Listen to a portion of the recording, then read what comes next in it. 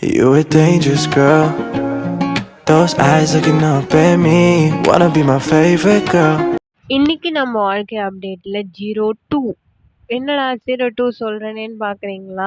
ஏன்னா நம்ம ஏற்கனவே போட்ட கால்குலேஷன்லாம் நமக்கு தெரியல. ஸோ இன்னைக்கு டே 2ன்ற மாதிரி நம்ம வச்சுக்கலாம். காலையில எழுந்தாச்சு. காலையில எழுந்து டிஃபன முடிச்சுடுவோம் அப்படின்னு சொல்லி சாப்பிட ஆரம்பிச்சாச்சு. நானே ஃபோன் வீடியோல எடுத்து நானே ஏதோ பண்ணிக்கிட்டு இருக்கேன். நல்லா பச்சையா தெரியுது.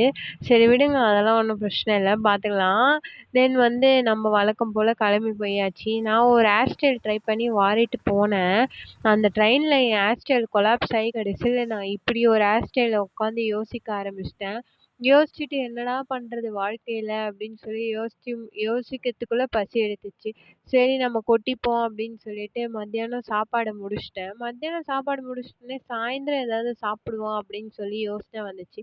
சரி ஓகே, கடைக்கு போயிட்டு பஜ்ஜி, போண்டா எல்லாத்தையும் வாங்குடா அப்படின்னு சொல்லிட்டு எல்லாத்தையும் வாங்கிட்டு வந்துட்டு, அந்த பஜ்ஜிய வேற நான் வாங்கிட்டு வரும்போது கசக்கி குடுத்தானா, என்ன பண்ணி குடுத்தான்னு தெரியல. அது பார்க்கவே ஷேப் ஏதோ ஒரு மாரி இருக்கு. சரி ஓகே, நம்ம ஒரு போண்டாவ எடுப்போம் அப்படின்னு சொல்லி போண்டாவ எடுத்துக்கிட்டேன். போண்டாவ எடுத்து போண்டா சாப்பிட ஆரம்பிச்சுட்டேன். போண்டா பிளஸ் நம்ம எப்பவுமே பால் தான் குடிப்போம். சரி நம்ம காஃபி கப் எங்கன்னு தெரியல. எங்க அப்பா குப்பை தொட்டில போட்டாரான்னு வேற தேடணும்.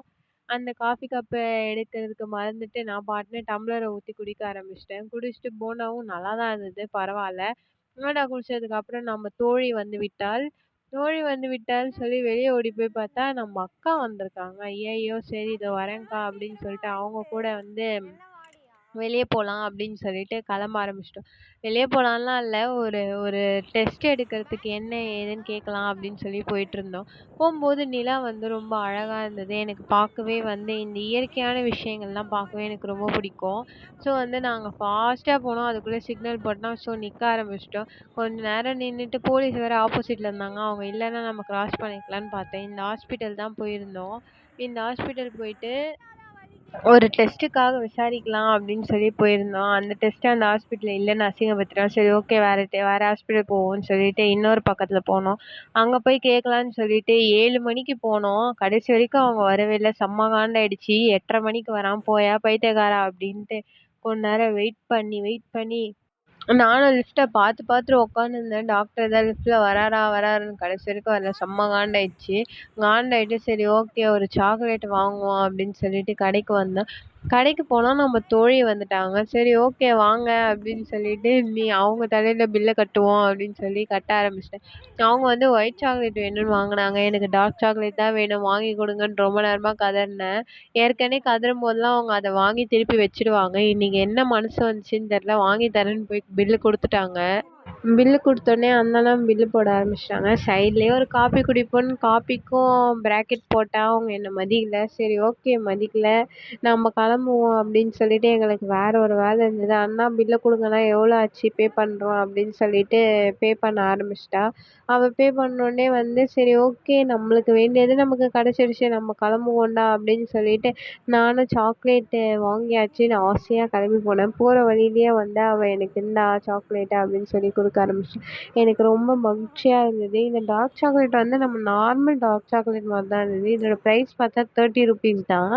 ரொம்ப இல்லை. நார்மல் சாக்லேட் அங்கே 35, பட் டார்க் சாக்லேட் 30 ருபீஸுன்ற மாதிரி தான் இருந்துச்சு. அப்புறம் எனக்கு ஒரு ஃபோட்டோ ஃப்ரேம் கவர் போட்டு கொடு அப்படின்னு சொல்லியிருந்தா. சரி அதுக்கு தான் நாங்கள் 2 பேரும் வந்தோம். கடைசியில அழுதுட்டே இருந்தா. நாங்க வாங்கிட்டு வந்த ஷீட்டு பத்தவே இல்ல. எங்களுக்கு ஒரே ஃபன் ஆயிடுச்சு. நாங்க வாங்கிட்டு வந்த ஷீட் ஃப்ரண்ட் ஃப்ரேமோட க்ளோஸ் ஆயிடுச்சு. பேக்ல பத்தவே இல்ல. இது என்ன பண்றதுன்னு தெரியல. சரி ஓகே, இந்த ஒயிட் ஷீட்டோட அப்படியே ஃப்ரேம குடுத்துருவோம் அப்படின்னு சொல்லிட்டு நாங்களே முடிவெடுத்தோம். இதுல வேற சிசரு, டேப்பு எல்லாத்தையும் எடுத்துட்டு உட்காந்து போடலாம் அப்படின்னு சொல்லி ட்ரை பண்ணியிருந்தோம். ஒரு வழியா அவ கிளம்ப ஆரம்பிச்சிட்டா. அந்த ஃப்ரேம் எடுத்துட்டு நானும் அவகிட்ட இருந்து ஓகே பாய், கிளம்புங்க, வீட்டுக்கு போங்க, குட் நைட் அப்படின்னு சொல்லிட்டு கிளம்ப ஆரம்பிச்சிட்டேன். அவளும் சரி நான் போறேன் அப்படின்னு சொல்லி கிளம்பிட்டா. பாய் பாய் சொல்லிட்டு நம்ம இரவு உணவு சாப்பிடலாம் அப்படின்னு சொல்லி வீட்டுக்கு வந்தேன். வீட்டுக்கு பார்த்தா சுண்டல் வச்சிருந்தாங்க. சரி ஓகே சுண்டலும் தேயிலையும் குடிப்போம் அப்படின்னு சொல்லிட்டு டிவில வந்து ஐபிஎல் போயிட்டுருந்தது. நீங்க ஐபிஎல் பார்க்குறீங்களா? மறக்காம கமெண்ட்ல சொல்லுங்க. ஒரு பக்கம் வந்து தேயிலையும், சுண்டலையும் சாப்பிட்டு இன்னைக்கு இரவு உணவ வந்து நான் முடிச்சுக்கிட்டேன். இரவு வந்து கொஞ்சம் லைட்டா ஃபுட் எடுத்துக்கிட்டா நல்லாயிருக்கும் அப்படின்னு ஆல்ரெடி தொப்பலா போட்டு அங்கங்க வீங்கி போன மாரி சுத்திக்கிட்டு இருக்கேன். இதுல வேற இன்னும் நம்ம உணவு எடுத்துக்கிட்டோம்னா குண்டாயிட போறோம்னு நெனச்சு உணவ கம்மி பண்ணிட்டேன்.